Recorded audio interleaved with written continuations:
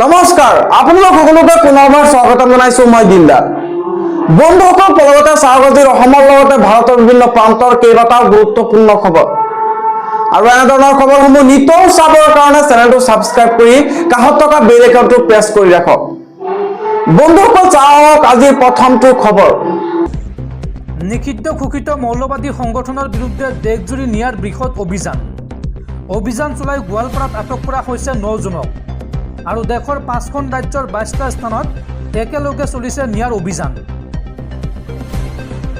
মৌলবাদী সংগঠনৰ বিৰুদ্ধে দেশজুৰি নিয়াৰ বৃহৎ অভিযান অসমসহ দেশৰ 5খন ৰাজ্যত নিয়াৰ তীব্ৰ তালাচী অভিযান গোৱালপাৰাত জৈশী মহম্মদৰ সৈতে জড়িত 9 জনক আটক নেশ্যনেল ইনভেষ্টিগেশ্যন এজেন্সি চমুকৈ নিয়াৰ আৰু যিকোনো মুহূৰ্তত গ্ৰেপ্তাৰ হোৱাৰ সম্ভাৱনা এইসকল লোকক বৰ্তমানে গোৱালপাৰা জিলাৰ বিভিন্ন ঠাইত অভিযান অব্যাহত আছে নিয়াৰ অসমত নিয়াক অভিযান চলোৱাত সহযোগ কৰিছে STFে দেশৰ 5খন ৰাজ্যৰ 22টা স্থানত একেলগে চলিছে অভিযান অসমৰ গোৱালপাৰাৰ লগতে কাছাৰ আৰু কোকৰাঝাৰত চলিছে নিয়াৰ বৃহৎ অভিযান পৰৱৰ্তী খবৰ 2026ত পুনৰ অসমৰ মুখ্যমন্ত্ৰী হ'ব হিমন্ত বিশ্ব শৰ্মা 2026ত বিজেপিৰ মুখ্যমন্ত্ৰী পদৰ প্ৰাৰ্থী সলনি নহয় এই ঘোষণা ৰাজ্যিক বিজেপিৰ সভাপতি ভৱেশ কলিতাৰ 2026ত চৰকাৰ আহিলে বিজেপিৰ মুখ্যমন্ত্ৰী সলনি নহয় 2026ত মুখ্যমন্ত্ৰী হ'ব হিমন্ত বিশ্ব শৰ্মা বিৰোধীৰ আসনত কংগ্ৰেছ থাকিবনে নাই তাৰ নিশ্চয়তা নাই ৰাজ্যৰ পৰৱৰ্তী মুখ্যমন্ত্ৰী কোন হ'ব এই কথা ক'লে ভৱেশ কলিতাই সংবাদমেলত 2026ৰ কথা স্পষ্টকৈ ক'লে ৰাজ্যিক সভাপতিজনে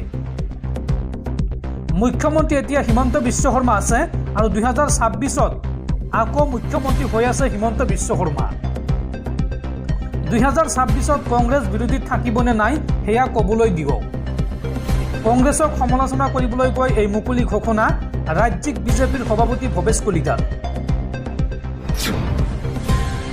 পৰৱৰ্তী খবৰ দেশৰ লাখ লাখ নিবনুৱা যুৱক যুৱতীলৈ ভাল খবৰ দেশৰ লাখ লাখ যুৱক যুৱতীক প্ৰতিমাহে 5,000কৈ টকা দিব মোদী চৰকাৰে মোদী চৰকাৰ আৰম্ভ কৰিছে প্ৰধানমন্ত্ৰী ইণ্টাৰ্ণশ্বিপ আঁচনি এই আঁচনিত কেনেকৈ আবেদন কৰিব চাওঁ আহক দেশৰ যুৱক যুৱতীসকলে প্ৰতিমাহে লাভ কৰিব 5,000কৈ টকা মোদী চৰকাৰ আৰম্ভ কৰিছে প্ৰধানমন্ত্ৰী ইণ্টাৰ্ণশ্বিপ আঁচনি এই আঁচনিৰ অধীনত দেশৰ 500 শীৰ্ষ কোম্পানীত ইণ্টাৰ্ণশ্বিপৰ সুযোগ লাভ কৰিব যুৱক যুৱতীসকলে আৰু ইণ্টাৰ্ণশ্বিপৰ বাবে বাছনি হোৱা যুৱক যুৱতীৰ নাম 26 অক্টোবৰৰ ভিতৰত প্ৰকাশ কৰা হ'ব কোম্পানীবোৰে 27 নৱেম্বৰলৈকে যুৱক যুৱতীসকলক ইণ্টাৰ্ণশ্বিপৰ বাবে আবেদন কৰিব পাৰিব 2 ডিচেম্বৰৰ পৰা এবছৰীয়া ইণ্টাৰ্ণশ্বিপৰ প্ৰক্ৰিয়া আৰম্ভ হ'ব আৰু ইণ্টাৰ্ণশ্বিপৰ বাবে বাছনি হোৱা যুৱক যুৱতীসকলক প্ৰতিমাহে 5,000কৈ টকা দিয়া হ'ব যুৱক যুৱতীসকলক এবাৰত 6,000 টকা দিয়া হ'ব আৰু ইয়াৰ বাবে 800 কোটি টকা ব্যয় কৰা হ'ব মোদী চৰকাৰৰ ফালৰ পৰা 12 অক্টোবৰৰ পৰা www.pminternship.nco.gov.in এই ৱেবছাইটৰ জৰিয়তে আবেদন কৰিব পাৰিব ইচ্ছুক প্ৰাৰ্থীসকলে দৰ্শকসকল আৰু বহুতো গুৰুত্বপূৰ্ণ খবৰ আছে তাৰ আগতে আপোনাক জনাওঁ যে যদি আপুনি এতিয়ালৈকে এইটো ভিডিঅ'ত লাইক কৰা নাই তেন্তে এতিয়াই ভিডিঅ'টোত লাইক কৰি দিয়ক আৰু এনেকুৱা ধৰণৰ ভিডিঅ'সমূহ নিতৌ চাবলৈ চেনেলটো ছাবস্ক্ৰাইব কৰি কাষত থকা বেল আইকনটো প্ৰেছ কৰি ৰাখক পৰৱৰ্তী খবৰ মুছলমানসকলক এইবাৰ বৃহৎ উপহাৰ দিলে কিংমেকাৰ চন্দ্ৰবাবু নাইডুৱে মছজিদৰ ইমাম আৰু জোনাবক প্ৰতিমাহে 10,000কৈ টকা দিব চন্দ্ৰবাবু নাইডুৰ চৰকাৰে আৰু পবিত্ৰ মক্কা দৰ্শন কৰিবলৈ মুছলমান লোকক দিয়া হ'ব 1 লাখকৈ টকাৰ আৰ্থিক সাহায্য এই বৃহৎ ঘোষণা চন্দ্ৰবাবু নাইডুৰ মুছলমানসকলক এইবাৰ বৃহৎ উপহাৰ দিছে কিংমেকাৰ চন্দ্ৰবাবু নাইডুৱে মছজিদৰ ইমাম আৰু জোনাবক প্ৰতিমাহে দিব 10,000কৈ টকা সংখ্যালঘুৰ বাবে নাইডুৱে আনিব বৃহৎ আঁচনি নিৰ্বাচনী প্ৰতিশ্ৰুতি পূৰণৰ নিৰ্দেশ দিলে অন্ধ্ৰপ্ৰদেশৰ মুখ্যমন্ত্ৰীজনে সংখ্যালঘু কল্যাণ সম্পৰ্কীয় বৈঠকত মুখ্যমন্ত্ৰীয়ে প্ৰদান কৰে এই নিৰ্দেশ। বিষয়াসকলক শীঘ্ৰে এই আঁচনি কাৰ্যকৰী কৰাৰ নিৰ্দেশ চন্দ্ৰবাবু নাইডুৰ। আৰু পবিত্ৰ মক্কা দৰ্শন কৰিবলৈও মুছলমানসকলক দিয়া হ'ব 1 লাখকৈ টকাৰ আৰ্থিক সাহায্য। উল্লেখযোগ্য যে নিৰ্বাচনৰ সময়ত মুছলমান সমাজক এই প্ৰতিশ্ৰুতি দিছিল চন্দ্ৰবাবু নাইডুৱে। আৰু ইতিমধ্যে মুছলমানৰ সংৰক্ষণ নিশ্চিত কৰিছে অন্ধ্ৰপ্ৰদেশ চৰকাৰে। পৰৱৰ্তী খবৰ, ৰাজ্যৰ চৰকাৰী কৰ্মচাৰীলৈ জৰুৰী খবৰ। অসম চৰকাৰৰ অধীনস্থ সকলো প্ৰথম শ্ৰেণীৰ বিষয়াৰ থাকিব লাগিব সাঁতোৰৰ দক্ষতা। ৰাজ্যৰ বান পৰিস্থিতিৰ লগত মোকাবিলা কৰিবলৈ অসম চৰকাৰে জাৰি কৰিছে এই বিশেষ নিৰ্দেশনা। পৰৱৰ্তী খবৰ, ৰাজ্যৰ ট্ৰেডিং প্ৰবঞ্চনাৰ গোচৰৰ তদন্ত কৰিব CBIয়ে। বিশাল জুমি স্বপ্ননীলকে ধৰি মুঠ 32টা গোচৰৰ তদন্ত কৰিব CBIয়ে।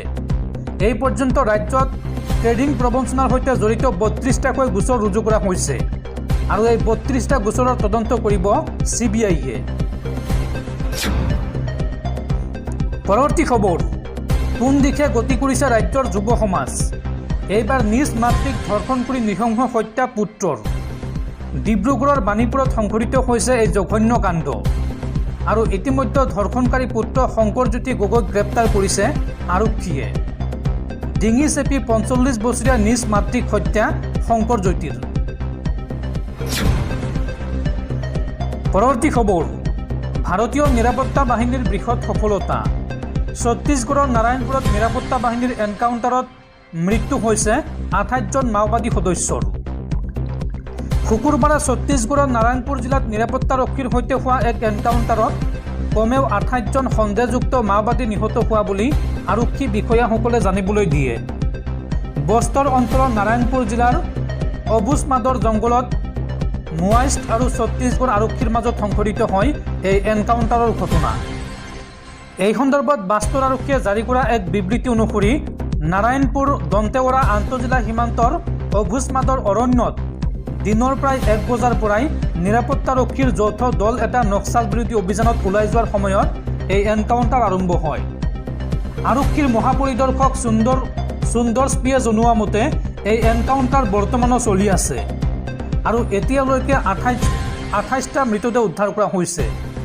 আৰক্ষী বিষয়াগৰাকীয়ে সংবাদ মাধ্যমৰ আগত এই কথা জনায়। পৰৱৰ্তী খবৰ, যোৰহাট মেডিকেল কলেজ হাস্পাতালৰ মাচুল বৃদ্ধিত স্থগিতাদেশ ৰাজ্য চৰকাৰৰ। চৰকাৰে পৰৱৰ্তী নিৰ্দেশ নিদিয়া পৰ্যন্ত বৃদ্ধি নহ'ব মাচুল। মুখ্যমন্ত্ৰী হিমন্ত বিশ্ব শৰ্মাই যোৰহাট মেডিকেল কলেজ হাস্পাতালক দিলে এই বিশেষ নিৰ্দেশনা। পৰৱৰ্তী খবৰ, যুদ্ধভূমি লেবানন। ইজৰাইলৰ আক্ৰমণত নিহতৰ সংখ্যা 2000 অতিক্ৰম। গৃহহীন লাখ লাখ লোক। ইজৰাইলী সেনাবাহিনীয়ে লেবাননৰ ভূখণ্ডত বিগত কেইবা সপ্তাহ ধৰি চলোৱা নিৰ্বিচাৰ আক্ৰমণত নিহত লোকৰ সংখ্যা 2000 অতিক্ৰম কৰিছে। দেশৰ স্বাস্থ্য মন্ত্ৰালয়ে এই তথ্য সদৰি কৰিছে। শুকুৰবাৰে লেবাননৰ স্বাস্থ্য মন্ত্ৰালয়ে প্ৰকাশ কৰা তথ্য অনুসৰি পূৰ্বৰ 24 ঘণ্টাত ইজৰাইলৰ আক্ৰমণত কমেও 37 জন লোক নিহত হৈছে। আহতৰ সংখ্যা 151 জন। ইয়াৰ লগে লগে 17 ছেপ্টেম্বৰৰ পৰা সমগ্ৰ লেবাননত ইজৰাইলী আক্ৰমণত নিহত লোকৰ সংখ্যা 2000 অতিক্ৰম কৰিছে। ইয়াৰে 261 গৰাকী মহিলা আৰু 127 গৰাকী শিশু আছে। যোৱা নিশা ইজৰাইলৰ সেনাবাহিনীয়ে ৰাজধানী বেইৰুটৰ দক্ষিণ উপকণ্ঠ অঞ্চলত আক্ৰমণ কৰে। ইজৰাইলে লেবাননৰ দক্ষিণ সীমান্ত অঞ্চলত বিমান আক্ৰমণৰ উপৰিও স্থল অভিযানো চলাইছে। ইজৰাইলৰ আক্ৰমণৰ ফলত লেবাননত 12 লাখতকৈও অধিক লোক শৰণাৰ্থী হৈ পৰিছে। ৰাজধানী বেইৰুটৰ হাজাৰ হাজাৰ সাধাৰণ নাগৰিকে অব্যাহত থকা বিমান আক্ৰমণৰ সন্মুখীন হৈ নিৰাপদ আশ্ৰয় বিচাৰি ঘৰ এৰি পলায়ন কৰিছে।